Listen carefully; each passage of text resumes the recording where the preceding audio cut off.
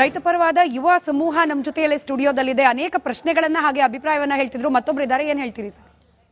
Madam, 9 ದಿನದಿಂದ ರೈತರು ಬೀದಿಗಿಳಿದು ಪ್ರತಿಭಟನೆ ಮಾಡ್ತಾ ಇದ್ದಾರೆ. ಅವ್ರಿಗೋಗೆ ನಮ್ಮ ರಾಜ್ಯ ಮುಖ್ಯಮಂತ್ರಿಗಳಿಗೆ ಕೇಳಿಸ್ಲೇ ಇಲ್ಲ.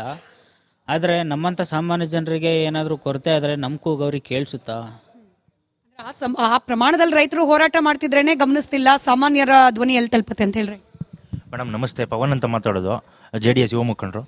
ಮೇಡಮ್, ಇವತ್ತು ಈ ರೈತರಿಗೆ ತೊಂದರೆ ಆಗ್ತಾ ಇರೋದಕ್ಕೆ ಕಾರಣ ನನಗನ್ನಿಸಿದ್ದು ಕಾರಣ ಏನಂತಂದ್ರೆ, ಈ ರಾಜ್ಯ ಸರ್ಕಾರ ಏನು ಸರ್ಕಾರ ನಡೆಸ್ತಿದ್ಯಲ್ಲ, ಆ ಪಕ್ಷದವ್ರದೇ ಅತಿ ಹೆಚ್ಚು ಕಾರ್ಖಾನೆಗಳಿರೋದು, ಸಕ್ಕರೆ ಕಾರ್ಖಾನೆಗಳು ಏನಿದೆ ಅವ್ರದೇ ಅತಿ ಹೆಚ್ಚು ಸಕ್ಕರೆ ಕಾರ್ಖಾನೆಗಳಿರೋದು. ಅದರಿಂದಾನೇ ಇದಕ್ಕೇನಾದರೂ ತುಂಬ ಅತಿ ತೊಂದರೆ ಆಗ್ತಾ ಇದೆಯಾ ಅಂತ ನನ್ನ ಪ್ರಶ್ನೆ ಇದು. ಮೇಡಮ್, ಪ್ರತಿ ಸಲನೂ ಅಷ್ಟೇ ಬರೀ ನಮ್ಮ ರೈತರಿಗೆ ಯಾಕೆ ಅನ್ಯಾಯ ಆಗ್ತಿದೆ ಅಂತ ಯಾವುದೇ ಸರ್ಕಾರ ಬರಲಿ ಮೇಡಮ್, ಬರೀ ರೈತರಿಗೆ ಅನ್ಯಾಯ ಆಗ್ತಾಯಿದೆ. ಬಟ್ ಈ ಸರ್ಕಾರದವ್ರಿಗೇನು ಕಣ್ಣು ಕಿವಿ ಮೂಗು ಬಾಯಿ ಏನು ಇಲ್ವಾ ಅಂತ ಅರ್ಥನೇ ಆಗ್ತಿಲ್ಲ.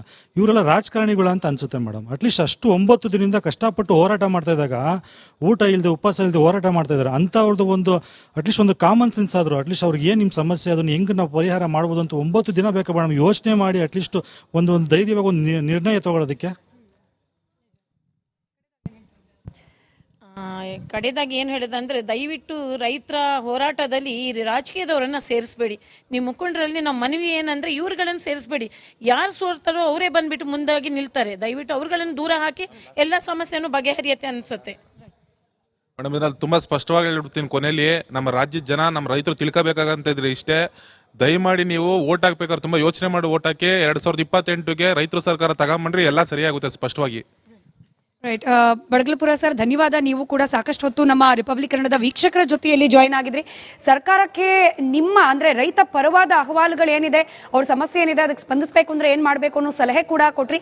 ಧನ್ಯವಾದ. ಹಾಗೆ ಧನ್ಯವಾದ ತಮ್ಮೆಲ್ಲರಿಗೂ ಕೂಡ ಇಷ್ಟೊತ್ತು ನಮ್ಮ ಜೊತೆಯಲ್ಲಿ ಜಾಯ್ನ್ ಆಗಿದ್ದಕ್ಕೆ. ಈಗೊಂದು ಬ್ರೇಕ್ ಇರುತ್ತೆ. ಬ್ರೇಕ್ ಆದ ನಂತರದಲ್ಲಿ ಮತ್ತಷ್ಟು ಸುದ್ದಿ ಮುಂದುವರಿಯುತ್ತೆ. ಹೌದು ಸರ್, ತಮಗೆ ಪ್ರಶ್ನೆ ಕೇಳಿಸ್ತಾ ಇದ್ರೆ, ಸಕ್ಕರೆ ಸಚಿವರಾದ ಶಿವಾನಂದ ಪಾಟೀಲ್ರು ಏನು ಮಾಡಬಹುದಾಗಿತ್ತು, ಇನ್ನು ಮುಂದೆ ಏನು ಮಾಡಬಹುದು ಅಂತ? ಇಲ್ಲ, ನನಗೆ ವೈಯಕ್ತಿಕವಾಗಿ ಗೊತ್ತಿರಂಗೆ ಶಿವಾನಂದ ಪಾಟೀಲ್ರು ಸ್ವಲ್ಪ ಕಾಳಜಿಯಿಂದನೇ ಕ್ರಮಗಳು ತಗೊಳ್ತಾರೆ. ಯಾಕಂದ್ರೆ ನಾನು ಕೂಡ ಸಭೆಗಳಲ್ಲಿ ಭಾಗವಹಿಸ್ತಾ ಇದ್ದೀನಿ. ಅದಕ್ಕೆ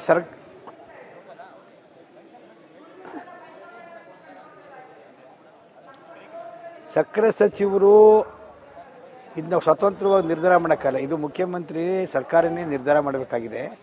ಈಗ ಸಕ್ಕರೆ ಸಚಿವರು ಸಕ್ಕರೆ ಕಾರ್ಖಾನೆಗಳಿಗೆ ತಾಕೀತು, ಅವ್ರು ಏನೇನಾಗಿದೆ ತಾಕೀತು ಮಾಡುವಂಥ ಒಂದು ಧೈರ್ಯವನ್ನು ಬೆಳೆಸ್ಕೋಬೇಕು. ಈಗ ಅದು ಮುಖ್ಯಮಂತ್ರಿಯವ್ರ ಕೈಯಲ್ಲಿದೆ. ಈಗ ಸಕ್ಕರೆ ಸಚಿವರು ನಾನು ನೋಡಿದ ಮಟ್ಟಿಗೆ ಇದರಲ್ಲಿ ಸ್ವಲ್ಪ ಪ್ರಾಮಾಣಿಕವಾದ ಪ್ರಯತ್ನವನ್ನು ರೈತರ ಪರ ಮಾಡಬೇಕು ಅನ್ನೋದು ಕಾಣಿಸ್ತಾ ಇದೆ.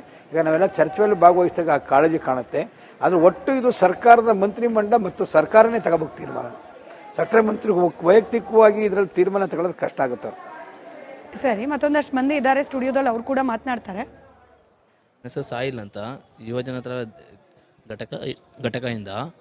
ಸಿದ್ದರಾಮಯ್ಯನೂ ಒಬ್ಬರು ರೈತರ ಕುಟುಂಬದವರು. ಅವ್ರಿಗೆ ಮನಸ್ಸಿಗೆ ಏನು ತಟ್ತಾ ಇಲ್ವಾ? ರೈತರು ಇದು ಓಡಾಡ್ತಾರೆ, ಅವ್ರಿಗೇನಾದರೂ ಒಂದು ನ್ಯಾಯ ಕೊಡಲಿ ಅಂತಲೂ ಬರೀ ಮೀಟಿಂಗ್ಗಳು ಮಾಡ್ತಾಯಿದ್ದಾರೆ. ನಾವು ಹೇಳೋದಿಷ್ಟೇ, 9 ದಿವಸ ಏನೂ ಬೇಕಾಗಿಲ್ಲ, ಅದು 300-200 ರೂಪಾಯಿ ಕೊಡೋಕ್ಕೆ. ಗಟ್ಟಿಯಾಗಿ ಒಂದು ನಿರ್ಧಾರ ತಗೊಳ್ಳಿ. 1 ಅವರಲ್ಲಿ ಇಲ್ಲ 2 ಅವರಲ್ಲಿ ರೈತರು ನೋಡೋಕ್ಕಾಯ್ತಿಲ್ಲ. ಅವರು ಅಷ್ಟು ಕಷ್ಟಪಡ್ತಾರೆ, ಅಷ್ಟು ಓಡಾಡ್ತಾರೆ. ಅವ್ರಿಗೇನಾದರೂ ಒಂದು ಪರಿಹಾರ ಮಾಡಿಕೊಡಿ ಅಂತ ಹೇಳಕ್ ಬಯಸ್ತಾರೆ. ಬ್ರದರ್ ಏನು ಸ್ಪಷ್ಟವಾಗಿ ಹೇಳಕ್ ಬಯಸ್ತಾ ಇದ್ದಾರೆ ಅಂತ ಹೇಳಿದ್ರೆ, ರೈತರು ನಮ್ಮ ಸಿದ್ದರಾಮಯ್ಯನವರ ಸಮೇತ ರೈತರ ಕುಟುಂಬದಿಂದ ಬಂದಂಥವನು. ನಾನು ಕಡು ಬಡವ, ಅವತ್ತೊಂದು ದಿವಸ ನಾವು ಭತ್ತ ಬೆಳೀತಾ ಇದ್ದಿದ್ದು ಕಷ್ಟ, ತಿನ್ಲಿಕ್ಕೆ ಕಷ್ಟ ಇತ್ತು, ಎಲ್ಲ ಹೋರಾಟ ಮಾಡಿ ಒಂದು ಪೊಸಿಷನ್ಗೆ ಬಂದು ಕೂತಿದ್ದೀನಿ ಅಂತ ಯಾವಾಗಲೂ ಪ್ರತಿನಿತ್ಯ ಹೇಳ್ತಾ ಇರ್ತಾರೆ. ನಾವು ತಿಳ್ಕೊಂಡಿದ್ದೀವಿ, ನಾವು ಅದಕ್ಕೆ ಅಪ್ರಿಷಿಯೇಟ್ ಮಾಡ್ತೀವಿ, ನಾವು ಅವ್ರಿಗೆ ಗೌರವ ಕೊಡ್ತೀವಿ. ಬಟ್ ಅದೇ ರೈತರ ಕುಟುಂಬದಿಂದ ಬಂದಂಥ ಮನುಷ್ಯ ಅಲ್ಲಿ ಇಡೀ ರೈತರು ಜ್ವಾಲೆ ಎತ್ತಿ ಉರಿತಾ ಇದೆ ಉತ್ತರ ಕರ್ನಾಟಕದಲ್ಲಿ. ಆ ಯಪ್ಪ ಮನಸ್ಸಿಗೆ ತಡ್ತಾ ಇಲ್ವಾ? ಮನಸ್ಸಿಗೆ ಒಂದು ಕರುಣೆ ಅನ್ನೋದಿಲ್ವಾ ಅವ್ರಿಗೆ ಅಂತ ನಮ್ಮ ಬ್ರದರ್ ಸ್ಪಷ್ಟವಾಗಿ ಹೇಳ್ತಾ ಇದ್ದಾರೆ. ಈಗ ನೀವು ಹೇಳ್ತಿದ್ರಿ ನಾಗೇಂದ್ರ ಸರ್, ನೋಡಿ ಇವಾಗ ಇರೋದು ಮುಖ್ಯಮಂತ್ರಿಗಳ ಕೈಯಲ್ಲಿ ನಿರ್ಧಾರ ತೆಗೆದುಕೊಳ್ಳೋದು ಅಂತ ಹೇಳಿ. ಸಿದ್ದರಾಮಯ್ಯನವರು ಬೇರೆ ಯಾರಾದ್ರೂ ಇದ್ರೆ ಬಹುಶಃ ಈ ನಿರೀಕ್ಷೆಗಳು ಕಡಿಮೆ ಇರ್ತಿತ್ತೇನೋ. ಆದ್ರೆ ಸಿದ್ದರಾಮಯ್ಯನವರು ಹೇಳಿ ಕೇಳಿ ಬಡವರ ಬಗ್ಗೆ ಕಾಳಜಿ ಇರೋರು, ರೈತರ ಬಗ್ಗೆ ಕಾಳಜಿ ಇರೋರು, ಅಂಥವರ ನೇತೃತ್ವದಲ್ಲಿ ಸರ್ಕಾರ ಇದ್ದು ಕೂಡ 9 ದಿನದಿಂದ ರೈತರು ಪ್ರತಿಭಟನೆ ಮಾಡೋ ಹಂತಕ್ಕೆ ಬಂತಲ್ಲ ಅಂತ ಹೇಳಿ ಅನೇಕರಿಗೆ ಆಶ್ಚರ್ಯ ಆಗತ್ತೆ.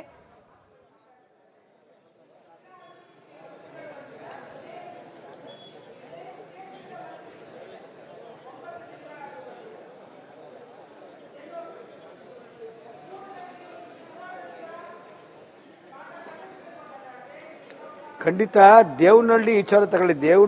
ದೇವನಹಳ್ಳಿ ಭೂ ಸ್ವಾಧೀನ ಬಿಡಬೇಕಾದ್ರೆ ಸಿದ್ದರಾಮಯ್ಯನವರು ವಿರೋಧ ಪಕ್ಷವಾಗಿ ಅದ್ರ ವಿರುದ್ಧ ಹೋರಾಟದಲ್ಲಿ ರೈತರ ಜೊತೆ ಭಾಗವಹಿಸಿದ್ರು. ನಾವು ಅಧಿಕಾರಕ್ಕೆ ಬಂದ್ರೆ ಇದನ್ನ ವಾಪಸ್ ತಗೋತೀವಿ ಅಂತ ಹೇಳಿದ್ರು. ಮಾತು ಉಳಿಸ್ಕೊಳ್ಳಿ ಅಂತೇಳಿ ಅಲ್ಲಿನ ಜನ 1197 ದಿನ ಹೋರಾಟ ಮಾಡಿದ್ರು. ಕೊನೆಗೆ ಸಂಯುಕ್ತ ಹೋರಾಟ ತಗೊಂಡು ಇಡೀ ನಾಡಿನ ಒಂದು ಜನ ಚಳವಳಿಗಳು ಎಲ್ಲವೂ ಪಕ್ಷಾತೀತ್ವ ಬೆಂಬಲ ಕೊಟ್ಟಿದ್ರಿಂದ ಅದು ಪರಿಣಾಮ ಆಯಿತು. ಅವ್ರು ಎಷ್ಟು ಇಕ್ಕಟ್ಟು ಸಿಕ್ಕೊಂಡಿದ್ರು ಸಿದ್ದರಾಮಯ್ಯವರು ಮಾತು ಉಳಿಸ್ಕೊಳ್ಳೋಕೆ ಅಂತಂದ್ರೆ ಅಸಹಾಯಕರಾಗ್ಬಿಟ್ಟಿದ್ರು. ಅಂದ್ರೆ ಅಲ್ಲಿ ನಾವು ಜನರ ಒತ್ತಡ ಬಂದ ಮೇಲೆ ತೀರ್ಮಾನ ತಗೊಳ್ಳಂಗೆ ಆಯ್ತಿತ್ತು. ಹಂಗೆ ಇವಾಗ ಬರೀ ಒಬ್ಬ ಮುಖ್ಯಮಂತ್ರಿ ಕೈಯಲ್ಲೇ ಅಧಿಕಾರ ಇರೋದಿಲ್ಲ. ಅವಾಗ ಮುಖ್ಯಮಂತ್ರಿಯನ್ನ ಅಧಿಕಾರವನ್ನ ಮೊಟಕುಗೊಳಿಸುವಂಥ ಶಕ್ತಿಗಳು ಜಾಸ್ತಿ ಇದ್ದಾರೆ ಈ ಎಲ್ಲ ಪಕ್ಷಗಳು. ಯಾವ ಪಕ್ಷದ ಮಂತ್ರಿಗಳು ಅದು ಸಿದ್ದರಾಮಯ್ಯವ್ರು ಇಕ್ಕಟ್ಟಾಗಿದೆ. ಸಿದ್ದರಾಮಯ್ಯವರು ಕಿಂಚಿತ್ ನಿರೀಕ್ಷೆ ಮಾಡ್ಬೋದು. ನಾವು ಏನೋ ಈ ಕಷ್ಟ ಇದೆ, ಸ್ಪಂದಿಸಬೇಕು ಅಂತ ಮನಸ್ಸಿದೆ. ಆದರೆ ಈ ವ್ಯವಸ್ಥೆ ಕಾರ್ಖಾನೆಗಳ ವ್ಯವಸ್ಥೆ ಬಿಡ್ತಾ ಇಲ್ಲ. ಅದನ್ನು ಸಿದ್ದರಾಮಯ್ಯನವರು ಧಿಕ್ಕರಿಸಿ ನಿಲ್ಲಬೇಕು, ಸ್ಟೇಟ್ಮೆಂಟ್ಶಿಪ್ಪನ್ನು ತೋರಿಸಬೇಕು ಅನ್ನೋದು ನಾವು ವಿನಂತಿ ಮಾಡ್ತೀನಿ, ಒತ್ತಾಯ ಮಾಡ್ತೀನಿ. ರೈಟ್ ಸರ್, ಮತ್ತೊಂದಷ್ಟು ಜನ ಇದ್ದಾರೆ ಸ್ಟುಡಿಯೋದಲ್ಲಿ ಮಾತನಾಡ್ತಾರೆ. ನಮಸ್ತೆ ಸರ್. ಇದು ರೈತರ ಹೋರಾಟ ಇವತ್ತು ನೆನ್ನೆ ಮೊನ್ನೆದಲ್ಲ, ಇದು ಹಳೆ ಹೋರಾಟ. ಇವತ್ತು ರಾಜ್ಯ ಸರ್ಕಾರಕ್ಕೆ ಬೆರಳು ಮಾಡಿ ತೋರಿಸ್ತಾ ಇದ್ದಾರೆ. ಈ ಮೊದಲೇನು ಇದು BJP ಇರುವಾಗಲೂ ಈ ಸಮಸ್ಯೆ ಇತ್ತು, JDS ಇರುವಾಗಲೂ ಇತ್ತು. ಅವಾಗಲೇ ಅವರು ಆ ಸಮಸ್ಯೆನ ಪರಿಹರಿಸಿಲ್ಲ. ಇವತ್ತು ಬಂದ್ಬಿಟ್ಟು ನಿಮ್ಮೊಂದಿಗೆ ನಾವಿದ್ದೀವಿ ಅಂತ ಹೇಳ್ಬಿಟ್ಟು ರೋಡಲ್ಲಿ ನಿಂತ್ಕೊಂಡು ಹಾರಾಡ್ತಾ ಇದ್ದಾರೆ. ಈ ಸಮಸ್ಯೆನ ಮೊದಲೇ ಬಗೆಹರಿಸಬಹುದಿತ್ತಲ್ಲ ಇವ್ರುಗಳು.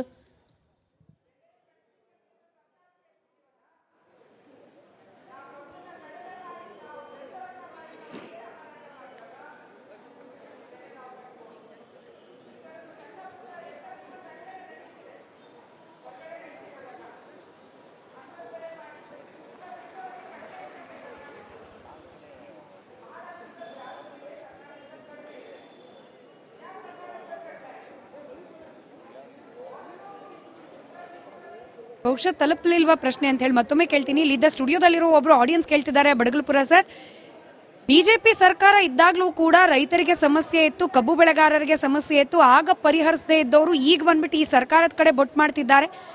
ಅಂದ್ರೆ ರೈತರ ಸಮಸ್ಯೆ ಅನ್ನೋದು ಹೊಸದೇನಲ್ಲ, ಹಿಂದಿದ್ದ ಸರ್ಕಾರಗಳಲ್ಲೂ ಕೂಡ ಅನುಭವಿಸಿದ್ದಾರೆ ಕಷ್ಟ ಅಂತ ಹೇಳಿ. ಈಗ ಕೇಳ್ತದೆ ಹೇಳಿ.